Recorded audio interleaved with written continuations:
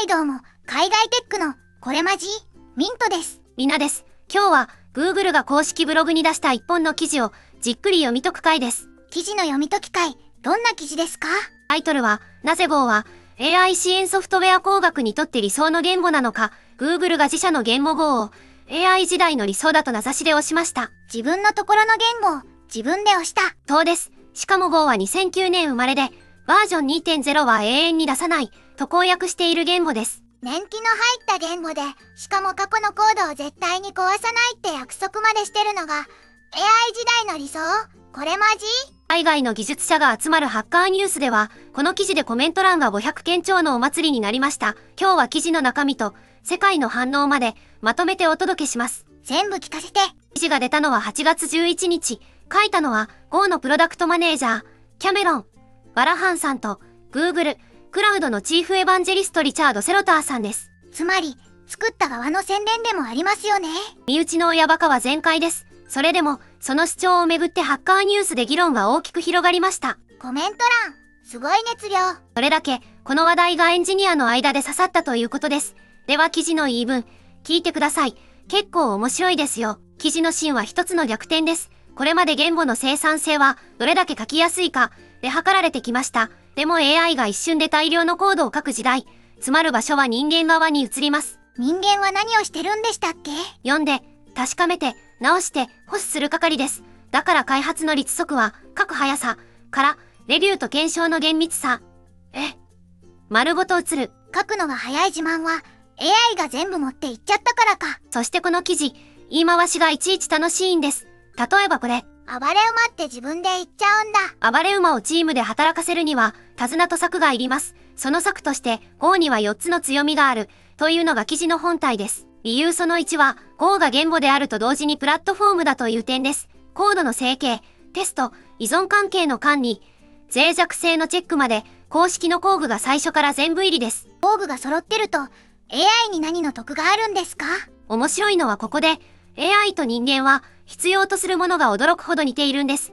AI も書きっぱなしで検証なしに直し続けると、どんどん精度が落ちていく。公式工具で毎回答え合わせをさせれば、検証ループを短く回しやすいです。AI にも答え合わせのドリルを持たせろと。理由その2は読みやすさです。Go の設計思想は最初から書きやすさより読みやすさ、整形ツールが強制的に同じ形に整えるので、誰が書いても同じ見た目になります。それ、個性がないって文句は出ないんですか？ここ、私の好きな文化の話なんですが、Go のコミュニティでは、チームの誰が書いたか見分けがつかないことをみんなで自慢するんです。そして AI 時代、この特徴の意味が変わりました。AI が書いたコードも同じ見た目になるので、人間のレビューでおかしな箇所が浮かび上がりやすい。没個性が、検品のしやすさにバテた。さらに、世界中の Go コードが同じ形をしているから、AI の訓練データも綺麗に揃っていて、Go の定石を再現しやすい、という狙いです。理由その3は信頼性です。AI はたまに、存在しないメソッドや間違った型を、堂々と書きます。実行前の型チェックが緩い環境だと、これが検査をすり抜けて、本番でいきなり壊れたりする。Go ではコンパイラが門前払いします。コンパイラは、実行前の入国審査です。妄想メソッド、入国審査で止まるんだ。しかもコンパイルの速さも強みとして挙げられていて、AI が自分でエラーを見て直す反復が高速に回ります。人間の前に来る時点で、文法と型の間違いはだいぶ減っているわけです。外からライブラリを持ってくる時の危なさはどうなんですか？そこも記事の推しポイントで、Go は標準ライブラリが充実しているので、AI が怪しい外部パッケージに手を伸ばす場面自体が減る。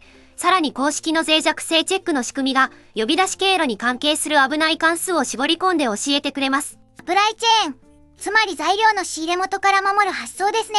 理由その4は保守性。ここが Go の一番の名物です。Go には互換性の公約があって、2012年の Go1.0 時代のコードが最新の環境でもそのまま動きます。そして公式が明言しています。Go2.0 は永遠に出さない。出さないことを宣言するんだ。進化を止めてるとは違うんですか？